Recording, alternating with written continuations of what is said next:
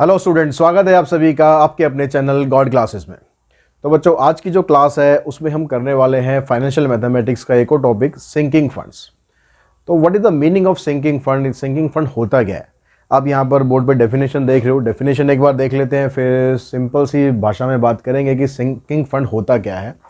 तो यहाँ पर कहता है it is a fund establish by a company और a government agencies by setting aside revenue over a period of time to fund a future capital expense or repayment of a long term debt।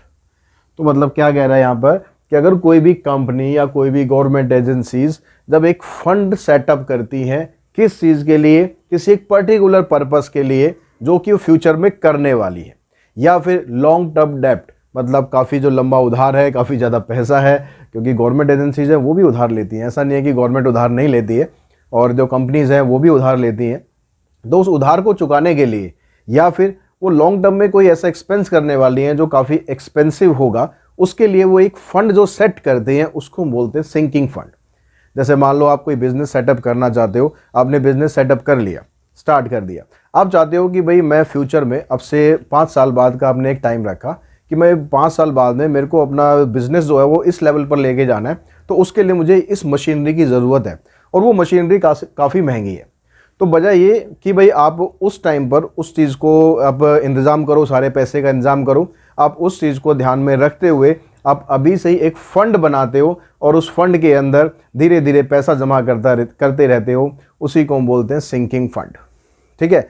अब ये जो fund होता है ये ऐसा नहीं है कि आपने जो मर्जी उठा के उसके अंदर डाल दिया, कभी कम कभी ज़्यादा, ऐसा नहीं। एक पर्टिकुलर फिक्स अमाउंट होगा जो आप सेट करोगे कि भाई उस फ्यूचर वैल्यू को ध्यान में रखते हुए कि उस फ्यूचर में मुझे इतने पैसे की ज़रूरत है, तो मैं आज इतना पैसा मैं डालूंगा तो मेरा इस तरह से इतना फ़ंड मेरे पास इकट्ठा हो जाएगा।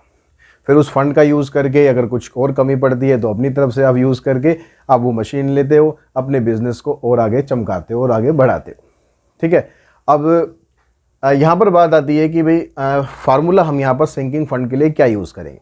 तो यहाँ पर आप जैसे अभी मैंने जो बताया कि आप एक फ़िक्स अमाउंट वहाँ पर आप करते रहोगे, और किसको ध्यान में रखते हुए? फ्यूचर को ध्यान में रखते हुए। तो आपको क्या चाहिए यहाँ पर? फ्यूचर वैल्यू चाहिए। जो मशीन अब से 5 साल बाद मान लो 10 लाख की है, तो उसके लिए आप पैसा इकट्ठा कर रहे हो। तो आप क्या कर रहे हो? 10 लाख आपको इकट्ठा करना है। कब के लिए? वो 10 लाख ज़रूरी नहीं है कि आज के टाइम में 10 लाख की मशीन हो, आज के टाइम में हो सकता है वो 8 लाख की हो, लेकिन आपने एक फ्यूचर का प्लान बनाया कि लगभग भाई अब से इतने साल बाद वो मशीन इतने की हो जाएगी। तो आपने उस फ्यूचर वैल्यू को ध्यान में रखा, आपने फ्यूचर वैल्यू निकाली। फ्यूचर वैल्यू कैसे निकालते हैं हम? एन्युटी वाले फार्मूले से निकालते हैं। तो जो रेगुलर एन्युटी होती है उसका फार्मूला आप यहाँ पर यूज़ करोगे जो आपने 11th क्लास में पढ़ा था। तो रेगुलर एन्युटी का फार्मूला क्या था? आर इंटू में 1 + i⁻n - 1 डिवाइडेड बाय आई। इसको अगर आप लॉग से यूज़ करते हो तो आपको ये फार्मूला यूज़ करना है, एन्युटी टेबल से यूज़ करते हो तो आपको ये वाला फार्मूला यूज़ करना है। लेकिन आपकी बुक में एन्युटी टेबल दी नहीं हुई है। इस साल जो 11th की बुक आई है उसमें एन्युटी टेबल दी हुई है, तो उसमें आपका डायरेक्टली आप इसकी वैल्यू निकालोगे, आप टाइम देखोगे, इंटरेस्ट देखोगे, सीधा वैल्यू पुट करोगे, आर से मल्टीप्लाई कर दोगे। लेकिन अभी अगर मैं आपकी बुक की बात करूं तो अभी हम बुक के हिसाब से चल रहे हैं, तो वहाँ पर आपको एन्युटी टेबल नहीं दी है, आपको लॉग का यूज़ करना है। अगर एग्ज़ाम में आपको एन्युटी टेबल दे दी या एन्युटी टेबल की वैल्यू दी, तो फिर आप ये वाला फार्मूला यूज़ कर सकते हो। अदरवाइज लॉग टेबल आपको मिलेगी या लॉग की वैल्यू मिलेगी तो आप ये वाला फार्मूला यूज़ करोगे। अभी क्वेश्चंस करेंगे वहाँ पर आपको क्लियर हो जाएगा, क्योंकि अगर मैं अभी इस एन्युटी टेबल का यूज़ करके यहाँ फार्मूला अप्लाई करूँगा तो वैल्यू में फ़र्क आएगा, क्योंकि बुक में जो आंसर है वो लॉग टेबल के हिसाब से, तो टेबल में थोड़ा बहुत फ़र्क पड़ जाता है आंसर में। तो हम जो अभी क्वेश्चंस करेंगे वो लॉग टेबल से करेंगे, इस फार्मूले से करेंगे। ठीक है। अब दूसरी बात आती है कि भाई सिंकिंग फंड है या फिर सेविंग अकाउंट है, इन दोनों में फ़र्क क्या है? सेविंग अकाउंट भी तो वही चीज़ होती है कि हम अपना कुछ पैसा सेव करते हैं, और वो पैसा हम जो सेव करते हैं उसको हम कभी भी निकाल के किसी भी काम के लिए यूज़ कर सकते हैं। अब यही मेन डिफरेंस है कि सेविंग अकाउंट में जो पैसा है आप कभी भी निकालो, किसी भी काम के लिए निकालो, आपको मान लो कुछ और एक्सपेंस करना है, मशीनरी के अलावा कुछ और एक्सपेंस करना है, कुछ और आप लाना चाह रहे हो, आप किसी पर्टिकुलर टाइम पर लाना चाह रहे हो, तो आपने पैसा वहाँ से निकाला और अपने वो चीज़ ले आए। लेकिन सिंकिंग फंड आप क्या कर रहे हो? एक पर्टिकुलर आपके पास एक उद्देश्य है, एक एम है कि मुझे भाई वो मशीन चाहिए 5 साल बाद, मेरे को उसके लिए पैसा इकट्ठा कर रहा हूँ। तो दोनों में मेन डिफरेंस यही है कि जो सिंकिंग फंड होता है, sinking fund is set up for a particular purpose at particular time. एक पर्टिकुलर पर्पस के लिए आप सिंकिंग फंड सेट करते हो और एक पर्टिकुलर टाइम पर कि मुझे 5 साल बाद 6 साल बाद चाहिए, उसके हिसाब से वैल्यू निकालकर आप उसमें डिपॉजिट करते हो। लेकिन जो सेविंग अकाउंट होता है is set up for any purpose at any time. कभी भी निकाल लो यार, अपना ही पैसा है, ठीक है, तो कभी भी निकालो, कभी भी किसी भी काम के लिए इस्तेमाल करो, वो होता है सेविंग अकाउंट। तो मेन डिफरेंस दोनों में ये है। ये भी आपके सिलेबस में है, हालांकि एमएल अग्रवाल में नहीं दिया हुआ है, लेकिन ये भी सिलेबस में है। सिलेबस में जो भी कुछ है सब कुछ बताऊंगा एमएल अग्रवाल में है या नहीं है, ठीक है। अब दूसरी बात चलते हैं हम क्वेश्चंस पर। तो अब क्वेश्चंस में यहाँ पर हम सीधा एक्सरसाइज पे चलेंगे, क्योंकि फार्मूला जाना पहचाना है, सॉल्व कैसे करना है, कुछ क्वेश्चंस करते हैं, आपको क्लियर हो जाएगा कैसे आपको इसको क्वेश्चंस को सॉल्व करना है। तो फर्स्ट क्वेश्चन देखते हैं। फर्स्ट क्वेश्चन एक्सरसाइज 12.2 में इसमें कहता है company establish a sinking fund to provide for payment of ₹2,50,000 डेप्ट मैच्योरिंग इन 4 ईयर्स। अभी कंपनी क्या करती है, 4 साल के लिए एक सिंकिंग फंड डेवलप करती है ताकि वो जो 2,50,000 का उसका कर्जा है उसको वो चुका सके। Contribution to the fund are to be made at the end of each year. जो कंट्रीब्यूशन है वो हर एक साल के एंड में कंट्रीब्यूट करना है। दैट मीन्स रेगुलर एन्युटी बन रही है। रेगुलर एन्युटी में भी यही होता है ना कि जब आप पेमेंट टर्म होता है उसके एंड में आप पेमेंट करते हो। Find the amount of each annual deposit if the interest is 18% per annum. Interest आपको दे रखा है कि 18% पर एनम आपको अमाउंट वहाँ पर टोटल मिलेगा उसमें इंटरेस्ट। तो इंटरेस्ट आपको दे रखा है 18%, टाइम 4 साल का है, आपको कितनी पेमेंट करनी है ये आपको निकालना है और अमाउंट इतना होना चाहिए।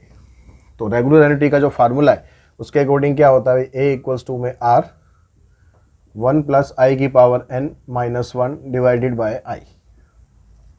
तो ए आपको दे ही रखा है 2,50,000, आर आपको फाइंड करना है। 1 + i, आई का मतलब है 0.18, इसमें आप 1 ऐड करोगे तो आ जाएगा 1.18 की पावर 4 -1 डिवाइडेड बाय 0.18। अब यहाँ पर बस प्रॉब्लम क्या है, जो 1.18 की पावर 4 है इसकी वैल्यू आपको निकालनी है।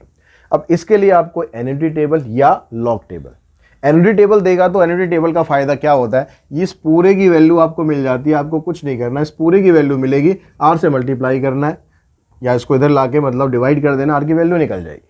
इसका फ़ायदा ये होता है। लेकिन अगर लॉग से करना है तो फिर हम क्या करेंगे, ये वाला जो पार्ट है इसको आप लॉग ले लो, इसको एक्स ले लो और यहाँ पर लॉग से वैल्यू निकालो। तो दोनों तरफ हम लॉग लेंगे तो यह आ जाएगा लॉग 1.18 की पावर 4। अब लॉग में प्रॉपर्टी क्या होती है कि जो उसका आर्ग्यूमेंट होता है उसकी पावर अगर यहाँ पर दे रखी है तो ये पावर आपकी आगे शिफ्ट हो जाती है, ये बन जाता है 4 log 1.18। अब आपको log 1.18 की वैल्यू निकालनी है और यहाँ पर ये जो डिजिट आ रही है ना, यहाँ पर अब नंबर जो आ रहा है ये स्टैंडर्ड फॉर्मेट में आ रहा है। स्टैंडर्ड फॉर्मेट में अगर आता है तो क्या होता है, यहाँ पर जो आपका कैरेक्टरिस्टिक है वो 0 होता है। कैरेक्टरिस्टिक मेंटिसा, ध्यान है ना, कैरेक्टरिस्टिक हम यहाँ से देखते हैं कि स्टैंडर्ड फॉर्म में है तो एट मीन्स कैरेक्टरिस्टिक 0 है। मतलब जो भी इसका आंसर आएगा, जो भी यहाँ लॉग टेबल से आप आंसर लोगे वो 0 पॉइंट समथिंग आएगा। अब वो क्या आएगा उसके लिए मेंटिसा देख लेते हैं। मेंटिसा कैसे देखते हैं, जो स्टार्टिंग की 2 डिजिट है, आप 11 वाले एक बार फिर मैं रिकॉल करा रहा हूँ, ठीक है, लॉग टेबल कैसे देखनी है। जो स्टार्टिंग की 2 डिजिट है 11, इस वाले कॉलम में आप देखोगे 8 के सामने क्या वैल्यू आ रही है। तो यहाँ पर लॉग टेबल हमारे पास है, यहाँ पर हमारे पास बुक के एंड में, तो लॉग टेबल में आप 11 के सामने 8 पर देखेंगे तो जी 11 के सामने यहाँ पर सबसे लेफ्ट वाले कॉलम में 11 देखेंगे और यहाँ पर 8 देखेंगे, इसके सामने वैल्यू आ रही है आपकी 0.334। तो आपको बस करना क्या है, इस वैल्यू को यहाँ पर पुट कर देना है 0.334। 11 और 8, सॉरी 0.0334 नहीं है भाई, एक मिनट दोबारा देखो टेबल।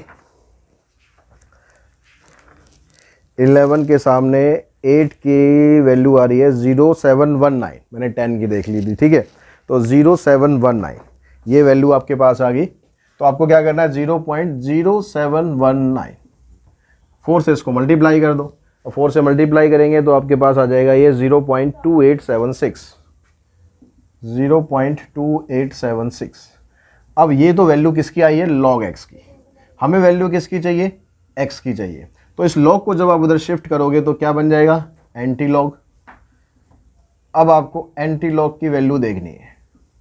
अब एंटी लॉग की वैल्यू देखनी है क्योंकि यहाँ पर कैरेक्टरिस्टिक 0 है, दैट मीन्स जो भी आंसर आएगा आपका वो स्टैंडर्ड फॉर्मेट में लिखना है। अब यहाँ भी आप पहले 2 डिजिट देखोगे 28, फिर उसके सामने 7, कैसे देखेंगे 28, फिर उसके सामने 7 और फिर उसके आगे एक डिजिट और है 6, तो एक कॉलम और यहाँ पर बना होता है, एक यहाँ पर 9 तक होगा, फिर उसके बाद 1 से लेकर ऐसे और होगा।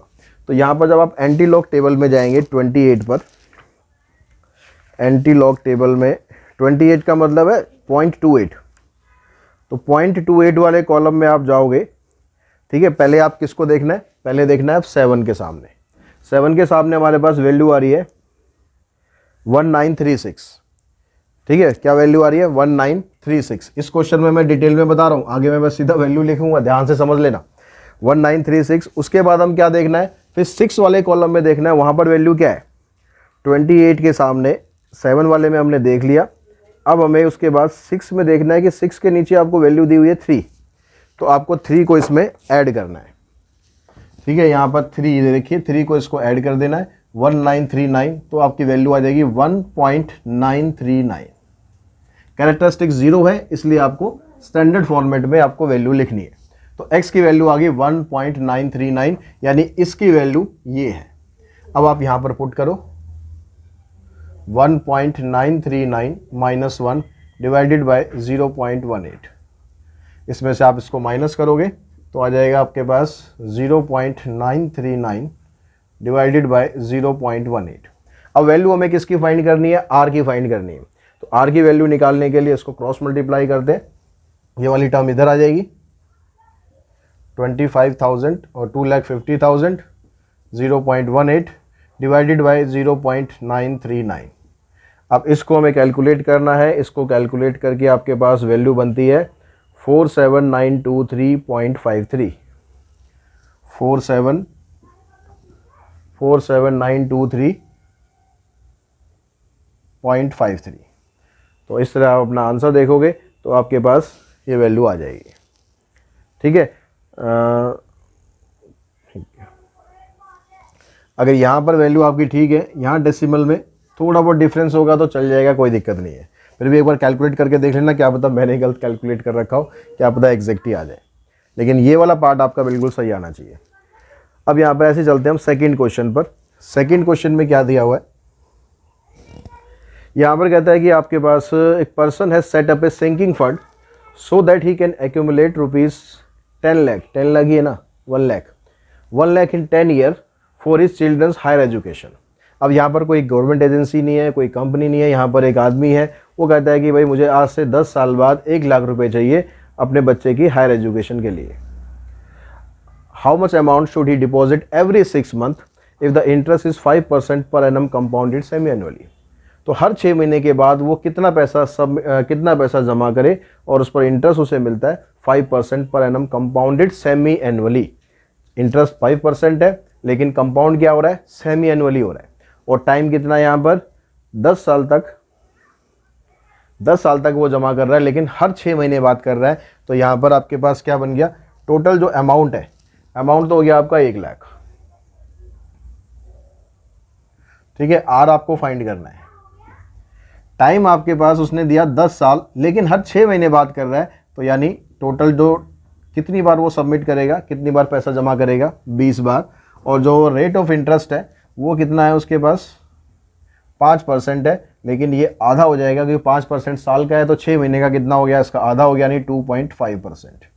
2.5% का मतलब 0.025। तो अब सेम फार्मूला हम अप्लाई करेंगे और इसकी वैल्यू निकालेंगे। आई थिंक अब आपको समझ में आ गया होगा किस तरीके से आपको करना है। तो आपके पास आ गया यहाँ पर 1 लाख इक्वल्स टू में आर, 1 में ये प्लस करोगे तो 1.025 की पावर 20 माइनस 1 डिवाइडेड बाय 0.025। अब ये वाली जो टर्म है आपके पास, ये बन गई आपकी x 1.025। फिर यहाँ पर आप log लगाएंगे तो log x इक्वल्स टू 20 आ गया जाएगा, log ऑफ 1.025। अब यहाँ पर ये भी स्टैंडर्ड फॉर्मेट में है, तो जब आप 10 वाली टेबल में पहले 2 पे देखेंगे, फिर 5 पे देखेंगे, 5 वाली वैल्यू को ऐड कर देंगे, तो आपके पास वैल्यू आ रही है इसकी 0.0107। 0.0107, ठीक है। 2 से इसको आप मल्टीप्लाई कर लेंगे तो ये आ जाएगा आपके पास 0.214। अब इसका आप एंटी लॉग निकालोगे तो इसका एंटी लॉग आ जाएगा, एंटी लॉग यानी 21 के सामने 4 की टेबल पे आप देखोगे तो वैल्यू आपको मिलेगी 1637, तो उसको स्टैंडर्ड फॉर्म में लिखेंगे 1.637। इस वैल्यू को आप यहां पर पुट करेंगे 1.637 माइनस 1 डिवाइडेड बाय 0.025, तो यह आ जाएगा 0.637 डिवाइडेड बाय 0.025। अब आर की वैल्यू निकालनी है तो फिर वही क्रॉस मल्टीप्लाई करो, 1 2 3 4 5 0, 0.025, डेसिमल डेसिमल दोनों सेम प्लेस पर आ रहे हैं तो काट ही दो बेशक, तो यहाँ 25 रह जाएगा, नीचे 637। अब इसको मल्टीप्लाई करके 25 लाख को अगर आप डिवाइड करोगे 0.637 से यानी 637 से, तो आपके पास आंसर आ जाएगा 3924.64, यानी इतना पैसा आपको हर 6 महीने के बाद सबमिट करना है ताकि 10 साल बाद आपके पास 1 लाख रुपया इकट्ठा हो जाए। क्वेश्चन नंबर 3 देखते हैं। थर्ड में कहता है firm anticipate A capital expenditure of ₹5 lakh for a new equipment in 5 year. 5 साल में नए इक्विपमेंट लाने के लिए कंपनी जो सेटअप कर दी है 50,000 रुपये का जो एक्सपेंडिचर है वो होना है, ठीक है। How much should be deposit quarterly in sinking fund carrying 12% per annum compounded quarterly to provide for the purchase. Same question है, बस फर्क क्या हुआ, यहाँ पर एनुअली था, यहाँ पर बाई एनुअली हो गया, उसके बाद कर दिया क्वार्टरली। तो हम डरने वाले हैं नहीं इससे, क्वार्टरली आ जाए बाई एनुअली आ जाए, हमें करना क्या है, क्वार्टरली के अंदर यहाँ पर आपको 4 से मल्टीप्लाई कर देना, यहाँ पर 4 से डिवाइड कर देना है, बाकी सब कुछ बिल्कुल ऐसे ही करना है। आई होप ये अगला जो थर्ड क्वेश्चन है वो आप इजीली अपने आप निकाल पाएंगे सही तरीके से। फिर भी कोई प्रॉब्लम आ रही है तो आप कमेंट बॉक्स में मेरे साथ शेयर ज़रूर करना। तो ये क्वेश्चन मैं आपके लिए छोड़ता हूँ as a homework. Next question पे चलते हैं हम, क्वेश्चन नंबर 4 पे। तो 4th क्वेश्चन में आपको क्या क्या दिया हुआ है, यहाँ पर स्टेटमेंट पढ़ो, स्टेटमेंट पढ़ के जो जो चीज़ दी हुई है उसको आप लिखो। तो यहाँ कहता है 4th में कि machine cost a company ₹5,25,000 and its effective life is estimated to be 20 years. एक मशीन है जो कंपनी को उसकी कॉस्ट पड़ती है 5,25,000 और जिसकी एज जो है वो मशीन की लगभग 20 साल है। A sinking fund is created for replacing the machine at the end of its life time when its scrap realises some of ₹25,000 only. तो कंपनी क्या करती है, उसको रिप्लेस करने के लिए कंपनी मान के चलती है क्योंकि उसकी एज इतनी है, तो उसको रिप्लेस करने के लिए एक फ़ंड यहाँ पर वो डेवलप करती है। उस फंड के साथ साथ जो मशीन एग्जिस्टिंग है उसकी स्क्रैप वैल्यू वो मिलती है उसे 25,000। तो calculate what amount should be provided every year out of profit for the sinking fund if it accumulate an interest of 5% per annum. तो उसे कितना फंड जो है वो हर साल इकट्ठा करना चाहिए अगर उसको इंटरेस्ट 5% मिल रहा है, ताकि उसकी जो ये नीड है अपनी मशीन को रिप्लेस करने की वो उसकी पूरी हो पाए। तो यहाँ पर अब आपके पास क्या है, मशीन की जो कॉस्ट है वो दे रखी है आपको 5,25,000 कॉस्ट ऑफ मशीन, ₹5,25,000। अब इसमें से जो स्क्रैप वैल्यू है, जो मशीन अभी एग्जिस्ट कर रही है उसकी जो स्क्रैप वैल्यू है वो कितनी है, स्क्रैप वैल्यू मिलेगी उसको 25,000 रुपये। तो जो मशीन की कॉस्ट में से जो स्क्रैप वैल्यू है उसको आप कर दो माइनस, क्योंकि जो ये स्क्रैप वैल्यू होगी ये भी तो आप वहाँ पर परचेज करने के काम लाओगे। जैसे मान लो मेरे को कोई टीवी है, वो टीवी ख़राब हो जाता है तो एक्सचेंज ऑफर के अंदर तो कुछ तो उसकी वैल्यू मिलती है, तो जो कॉस्ट होती है उसमें से वो कम हो जाती है। तो यहाँ पर भी हम वही काम करेंगे कि भाई ये 25,000 हमें स्क्रैप वैल्यू मिल रही है मशीन से, तो हमें जो कॉस्ट चाहिएगी, जो पैसा चाहिएगा, जो मनी चाहिएगी मशीन के लिए, मनी रिक्वायर्ड फॉर मशीन, ये कितनी हो जाएगी 5,25,000 में से 25,000 आप कर दो माइनस स्क्रैप वैल्यू के, यानी 5 लाख रुपए आपको इकट्ठे करने हैं अगर आपको नई वाली मशीन लेकर आनी है। अब उसके लिए आपको कितनी पेमेंट करनी है, यानी आर आपको फाइंड करना है। ए आपके पास आ गया, ए हमारे पास आ गया 5 लाख, आर आपको फाइंड करना है और टाइम कितना दिया हुआ है, मशीन की जो एज है वो 20 साल है और इंटरेस्ट उस पर मिल रहा है 5%, यानी 0.05। ठीक है, अब सेम काम, वही फार्मूला लगाओ एनईटी का, सॉल्व करो इसे। अब फार्मूला लगाओगे तो क्या बनेगा, 5 lakh is equals to R into 1.05 की पावर 20 माइनस 1 डिवाइडेड बाय 0.05। फिर वो 1.05 की आप वैल्यू निकालोगे लॉग टेबल से, तो उसकी वैल्यू आपके पास कितनी आ जाएगी,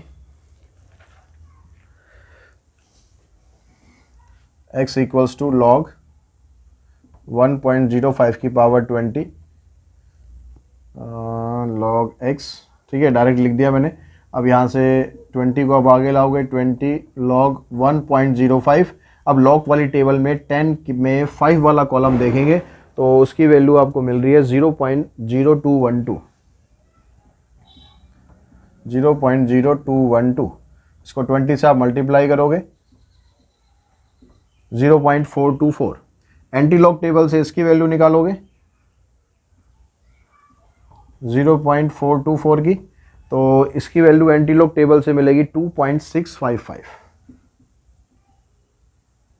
इस वैल्यू को हम यहाँ पर पुट कर दें और इस वैल्यू को हमने यहाँ पुट किया 2.655 माइनस 1 डिवाइडेड बाय 0.05,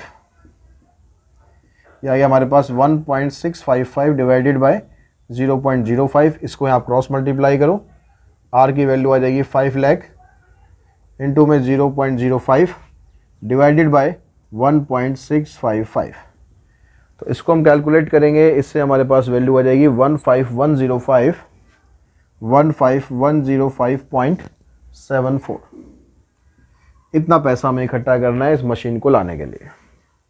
ठीक है, क्वेश्चन नंबर 5 देखते हैं। तो 5th क्वेश्चन भी लगभग सेम टाइप का ही क्वेश्चन है। यहाँ भी कहता है एक machine being used by company estimated to have a life of 15 years. Time आपको दे दिया, 15 ईयर्स की लाइफ है मशीन की। At that time a new machine would cost ₹75,000। अब 15 साल के बाद एक नई मशीन आनी है जिसकी कॉस्ट होगी 75,000 and the scrap of the old machine वो लीड ₹9600 ओनली। और जो पुरानी मशीन है वो 9600 रुपीज़ आपको देके जाएगी, यानी स्क्रैप वैल्यू है। तो अब यहाँ पर यही करोगे, जो मशीन की जो कॉस्ट है 75,000 उसमें से 9600 माइनस करके कितना पैसा आपको चाहिएगा उस मशीन के लिए, नई मशीन के लिए, वो आप निकाल देंगे। तो पैसा आपका निकल गया। इंटरेस्ट कितना मिल रहा है, 6% मिल रहा है, ईयरली मिल रहा है, तो सब कुछ सेम है, बस यहाँ पर आई की जगह 6% आ जाएगा। सेम फार्मूला यूज़ करोगे, आंसर आपका निकल जाएगा। नेक्स्ट क्वेश्चन पे चलते हैं। 6th क्वेश्चन में क्या कहता है, यहाँ पर कहता है company set aside a sum of ₹1000 at the end of each year in a sinking fund so that the end of 10 year it would amount to a balance sufficient to replace the machinery. अब एक company क्या करती है कि 1000 रुपये जो साल के एंड में वो जमा करती है सिंकिंग फंड के रूप में, और जिस पर उसको 10 साल तक वो जमा करती है और इंटरेस्ट उसको मिल रहा है 5%। Assuming that the cost of machinery remains constant at the end of 10 year and the money earns 5% per annum compounded interest, find the cost of the machinery. जो मशीनरी की कॉस्ट है वो मानते हैं कि भाई सेम रहती है, उसमें कोई चेंजेस नहीं होते हैं थ्रू आउट। तो कितना आपको टोटल कितना पैसा इकट्ठा करना पड़ेगा, यानी उसकी फ्यूचर वैल्यू आपको निकालनी है। तो इस बार क्वेश्चन के अंदर ए नहीं दिया हुआ, आर दिया हुआ है। फार्मूला सेम रहेगा हमारा, हमें ए इस बार फाइंड करना है। आर हमें दिया हुआ है 1000 रुपीज़ जमा कर रहे हैं, कितने साल तक, 10 साल के बाद हमें मशीनरी रिप्लेस करनी है, और इंटरेस्ट हमें मिल रहा है 5% का, 5% यानी 0.05। तो आपको ए निकालना है। आर आपको 1000 दिया हुआ है, 1.05 की पावर 10 माइनस 1 डिवाइडेड बाय 0.05। अब इसको आपको सॉल्व करना है बस। तो यहाँ से ये डेसिमल है, इस डेसिमल को हटा दो आप यहाँ से, 1 2 3 4 5 डिवाइडेड बाय 5। इसकी वैल्यू निकालेंगे तो फिर वही लॉग टेबल, यहाँ पर 1.05 है, यहाँ भी 1.05 था, बस यहाँ पर 20 था, तो यहाँ 20 की जगह 10 से मल्टीप्लाई कर दो। तो आपके पास क्या बना, log x क्या बनेगा, अगर आप इसको 10 से मल्टीप्लाई करोगे तो आ जाएगा 212 ये हो गया, ठीक है, मैंने सीधा शॉर्टकट मार दिया है। अगर यहाँ से अब एंटी लॉग की वैल्यू निकालो 0.212, अब एंटी लॉग 0.212 आ जाएगा आपके पास 1.629। इसको आप यहाँ पर पुट करो, 1.629 माइनस 1, यहाँ से कैंसिल हो जाएगा 2, 1 2 3 4, 0.629, इन दोनों को आप मल्टीप्लाई करो, आपके पास आ जाएगा 12580। तो इतना पैसा आपके पास 10 साल में इकट्ठा हो जाएगा अगर आप हर साल 1000 रुपये जमा कराते हो, इतना इंटरेस्ट आपको मिल रहा है। तो इसी क्वेश्चन के साथ ये एक्सरसाइज 12.2 हमारी फिनिश हो गई। आई होप आपको अच्छी तरह से समझ में आ गई होगी सिंकिंग फंड क्या होता है, कैसे आपको निकालना है। बाकी जिसकी जो अगला पार्ट है हमारे पास बॉन्ड्स के बारे में हम नेक्स्ट वीडियो में बात करेंगे। बॉन्ड क्या होते हैं, कैसे हम उसकी वैल्यू निकालते हैं, उसके अंदर क्या क्या टर्म्स होती हैं जो आपको थोड़ा समझने की ज़रूरत है। आज की इस वीडियो में इतना ही। Thanks to all of you.